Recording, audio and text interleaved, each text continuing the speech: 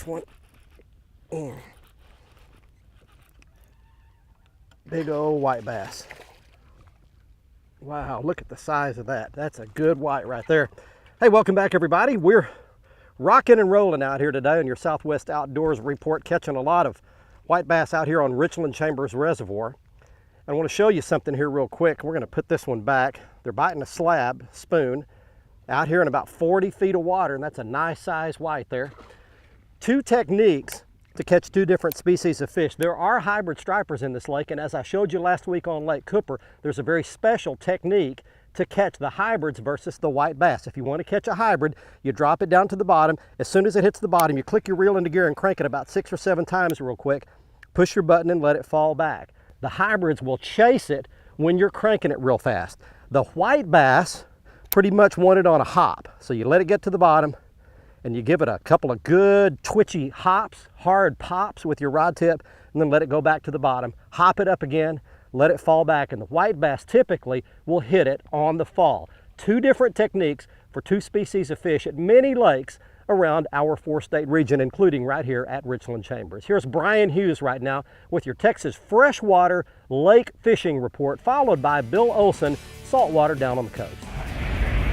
Hi everybody, and welcome to this week's Lone Star Lakes, brought to you by Snack Proof. And in the immortal words of Monty Python, now for something completely different. We're going to talk about alligator gar. Much maligned, oftentimes disrespected. The alligator gar is actually a great game fish here in the state of Texas.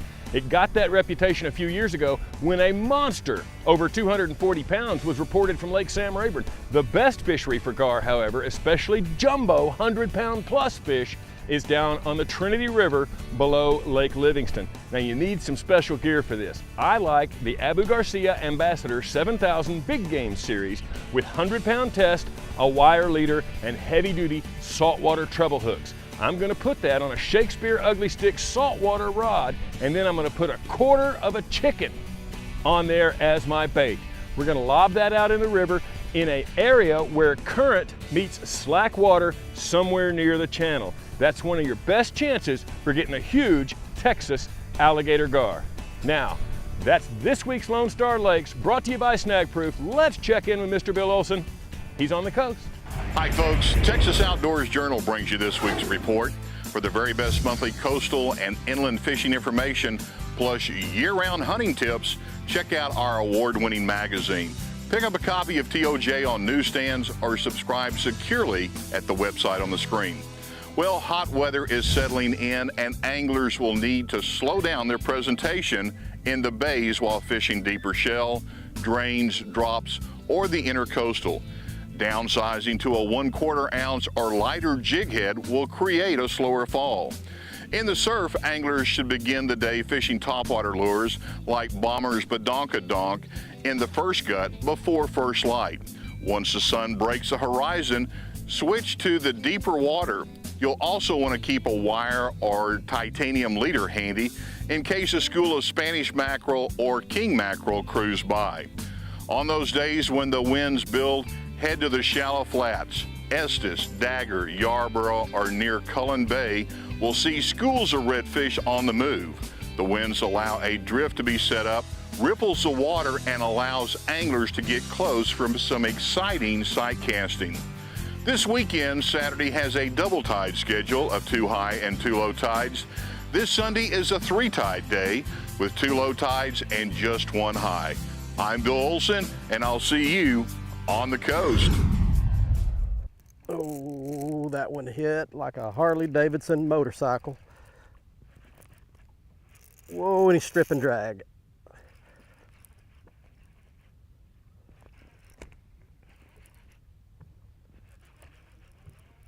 Hybrid. No monster, but a good one anyway. That's a good way to wrap it up right there. Hoist him in here. There we go. All right. Well, there's one halfway decent hybrid striper for you, just to show you that there are both species in this lake, white bass and hybrids. The hybrids get a lot bigger than that, but they are very, very plentiful. And the two techniques that I showed you just a minute ago will target those species. I was cranking that real fast up off the bottom when that one hit it. All right, Back Mr. Hybrid goes. Stay with us after this quick break. Heather has your expert answers to your fishing questions from our new website on the Stren Ask the Pro feature, and I'll have your big fish photos on the big catch of the week. Stay with us. The Southwest Outdoors Report, powered by your Texas Chevy dealers, is brought to you by Nitro Performance Bass Boats. Fish your best in a Nitro. By Stren, the standard of dependability. By Costa Sunglasses, see what's out there. And by Motor Guide, never stop.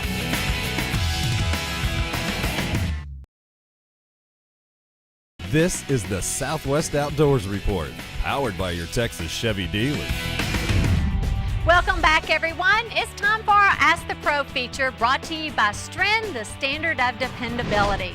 Our question this week is from Chris in Houston, who wants to know, after a fresh rain, where is the best place to find fish? Back in some of those creeks, sometimes if you get the water coming up and it starts flooding that shoreline grass, it's a great place to catch them, where that fresh water is running off, as long as it's not too bad and too much. Any new flooded cover, shoreline grass, they love that. Anywhere those drains come in, throw your soft plastics, spinner baits, top waters, buzz baits, those could all work. Thank you, Kelly. If you have a question for one of the pros, visit our website at southwestoutdoorsreport.com. Click on the Stren Ask the Pro link and send us your information. Now let's get you back to Barry for our Whataburger Big Catch of the Week. Thanks very much. We're back out at Richland Chanbers Reservoir to wrap it all up for you. And our winner on this week's Big Catch of the Week photo contest is BJ Barrientos of Clarksville, Arkansas. He's shown here with a 2 1/4 pound largemouth bass he caught at Lake Dardanelle in Arkansas. If you'd like to enter your big fish photo in the contest, you go to our website. It's at southwestoutdoorsreport.com. Everything you'll need to sign up to become a member first and then enter your big fish photo is right on the front page. And when you sign up to become a member, it's free and you'll get access to our members only area and read my at least once a week blog on fishing around the Southwest area.